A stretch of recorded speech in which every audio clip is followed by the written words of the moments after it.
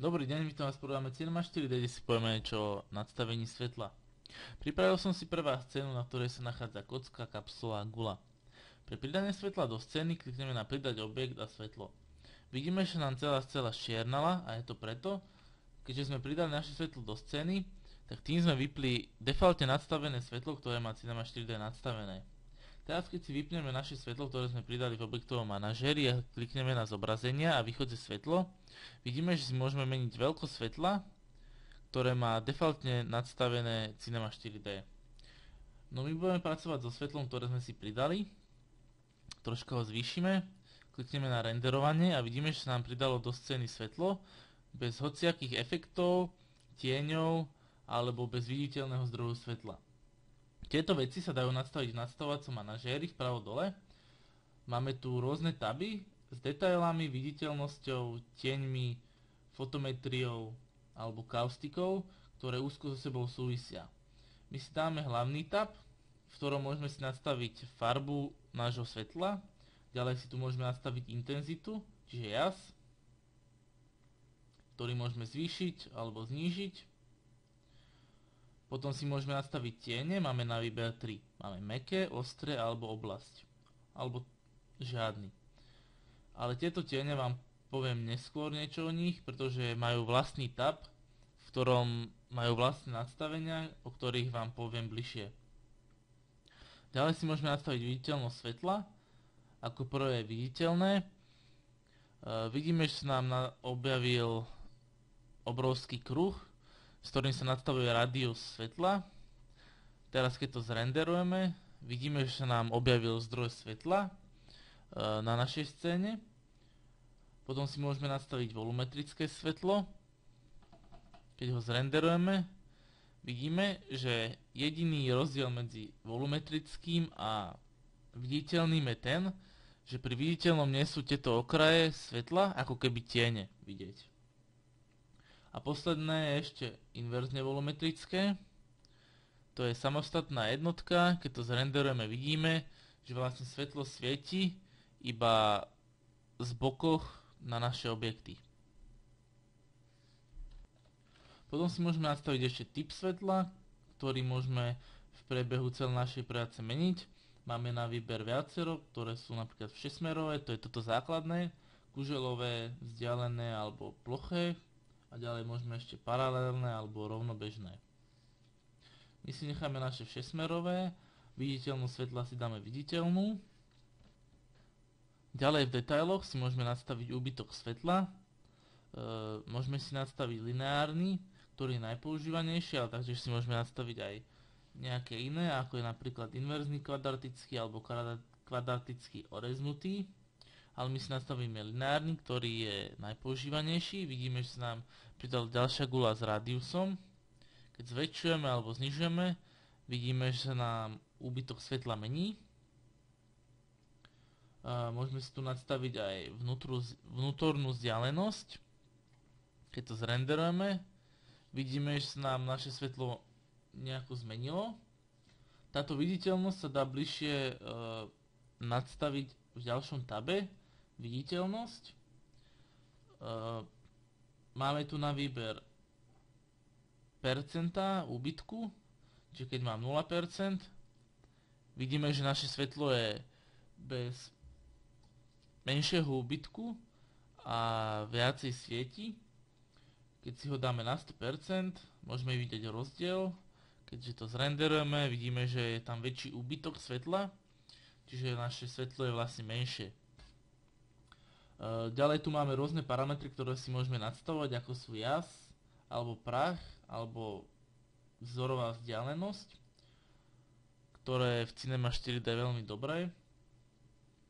A ďalej tu máme tiene, o ktorých som hovoril na začiatku, len teraz si ich bližšie popíšeme.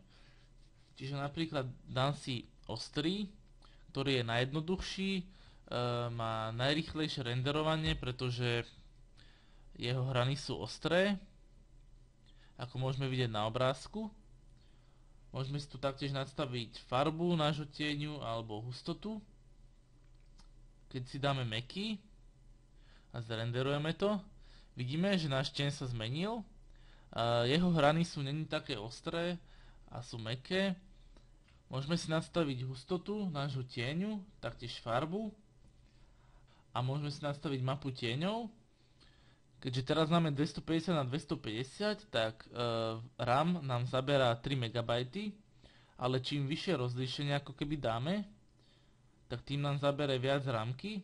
Teraz nám zaberá 48 MB, keď to zrenderujeme, ale vidíme, že naše tiene sú ako keby viac prepracované. A potom tu máme posledný oblasť. Je to najrealistickejší tieň, ale je to na úkor času renderovania, čiže dlhšie renderovanie, ale máme tu väčšiu realistickosť, ako môžeme vidieť na obrázku, ale taktiež zaberá aj viacej megabajtov v rámky. Taktiež si tu môžeme nastaviť rôzne parametre od hustoty po farby alebo presnosť a vzorkovanie. Ďalším tabom je fotometria. Táto fotometria sa používa na zvýšenie intenzity svetla, čiže čím väčšia intenzita, ako môžeme vidieť na obrázku, tým naše svetlo je výraznejšie a dlhšie nám trvá renderovanie. Čiže my si ho zmenšíme, vypneme to, zmeníme si aj tiene, aby sa nám to tak dlho nerenderovalo, zmeníme ho na ostrý, ktorý je najjednoduchší. Ďalším tabom je kaustika, ktorá nám nefunguje preto, nemáme tu žiadne objekty, ktoré by boli sklenené a v tomto tabe sa nastavuje ako keby energia svetla, ktorá prechádza cez naše objekty. Čiže čím väčšia energia, tak tým väčšie svetlo by prechádzalo cez náš sklenený objekt, ktorý nemáme. Ďalej si tu môžeme nastaviť šum. To sú vlastne efekty, ktoré budú pridané do našej scény. Môžeme si nastaviť svietivosť a ďalej tú svietivosť si môžeme ešte bližšie nastaviť. Máme na výber 5 možností, jemná turbulencia, šum alebo silná turbulencia. Dám si napríklad silnú turbulenciu, zrenderujem to a vidím, že do našej scény sa pridal efekt. Môžeme si nastaviť inú, dáme si napríklad jemnú turbulenciu, vidím, že sa nám zmenila ďalej, alebo vlnitú turbulenciu.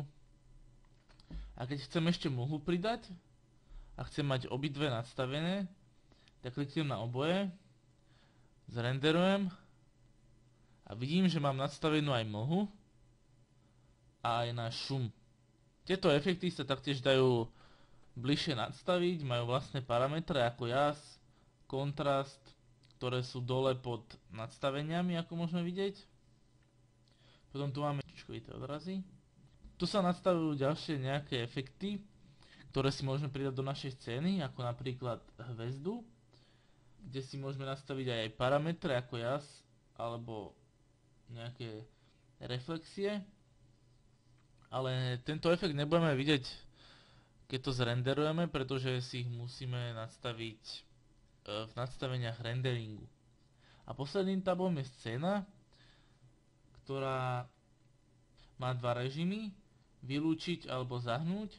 Keď si klikneme na vylúčiť a pridáme si nejaký objekt z nášho objektového manažéru, napríklad kocku, klikneme a prenesieme dole, zrenderujeme a vidíme, že tá naša kocka ako keby sa stala súčasťou nášho svetla.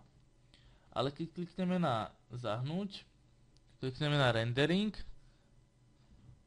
tak táto kocka je ako keby viacej viditeľná, čiže není súčasťou svetla, ale ostatné objekty sú ako keby súčasťou toho svetla. Čiže toto bolo v krátkosti o nastavení svetla a v ďalšom videu si povieme niečo o nastaveniach renderingu. Zatiaľ dovidenia.